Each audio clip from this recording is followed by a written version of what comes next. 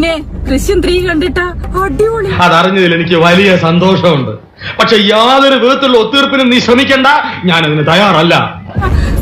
എപ്പോഴത്തെയും പോലെ തന്നെ ദൃശ്യം ക്ലൈമാക്സ് കാണുമ്പോഴേക്ക് നമ്മളെ ഞെട്ടിച്ചെളിയുന്നതിൽ സ്മാർട്ട്നെസ് നല്ലതാണ്, പക്ഷേ ഓവർ സ്മാർട്ട് ആവരുത്. ഏത് സിനിമയും കണ്ട് എൻജോയ് ചെയ്ത് അടിച്ചു പൊളിച്ച് നടന്നാൽ മതി. സിനിമയുടെ റിവ്യൂ പറഞ്ഞാൽ മതി. നാണമില്ലാത്തവന്റെ പ്രശ്നത്തിൽ ഒരു ആല് കളിച്ചാൽ അതും അവനൊരു തണലാണെന്ന് ഷേക്സ്പിയർ പറഞ്ഞിട്ടുണ്ട്. കുറെ വീഡിയോസ് ഫോട്ടോസ് ഒക്കെ ഇട്ട് ഫേസ്ബുക്കിലാട്ടാ നല്ല പകർത്തിടുന്നത്. പാവപ്പെട്ടവും പോയി. പിന്നെ ഇപ്പൊ റീസെന്റ് വന്നെങ്കിൽ വൺ ഡേ മുമ്പുള്ള ഒരു പോസ്റ്റാണ്, കാണുന്ന കാഴ്ചകളിലല്ല നോക്കുന്ന കണ്ണിലാണ് ലോകത്തിന്റെ സൗന്ദര്യം.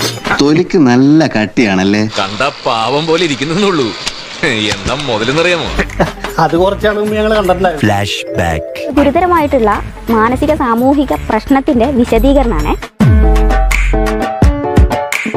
സഹതാപമേ ഉള്ളൂ. നിങ്ങളൊക്കെ വിചാരിച്ച ഇവിടെ പലതും നടത്താൻ പറ്റുമെന്നും അറിയാം. കോഴിക്കോട്ടെ ദീപകിന്റെ ആത്മഹത്യാ കേസിൽ ദീപകിനെതിരെ വീഡിയോ പോസ്റ്റ് ചെയ്ത ഷിംജിത പിടിയിലായിരിക്കുന്നു.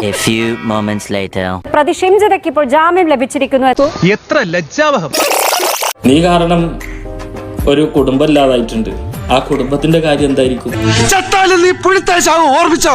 ചത്താലും നീ പുഴുത്തേശാവും. ഫേസ്ബുക്കിൽ ഇടുന്ന ഇവരുടെ വീഡിയോസിനും ഫോട്ടോസിനും പിന്നെ കമന്റ്സ് നിങ്ങളൊന്ന് കാണണം. ലവ് യു കർല്, തീ, ഹാർട്ട്, ഗുഡ്. നാണമില്ലല്ലോടാ നിനക്ക്. അതിനിപ്പോ ഇവിടെ ഒന്നും സംഭവിച്ചില്ലല്ലോ. പെട്ടെന്നുള്ള ദേശത്ത് കൊച്ചി അമ്പലത്തിൽ ഒന്ന് കയർത്തു, അത്രയല്ലേ ഉള്ളൂ. അതിപ്പോ നമ്മൾ കണ്ടില്ലാന്ന് വെച്ചാ പോരെ. എങ്ങനെ വന്നാലും 3 പൊളിച്ച്.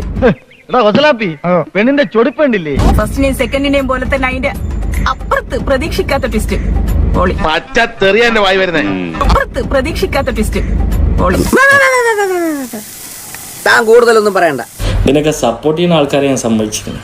ഒന്ന് എഴുന്നേറ്റ് ബഹുമാനിക്ക്. പക്ഷെ എന്നെ ഞെട്ടിച്ച വീഡിയോ ഇതൊന്നും അല്ല. നോക്ക്, ബൈക്കിലായി യാത്ര, ബസ്സിൽ കയറ്റുന്നില്ല.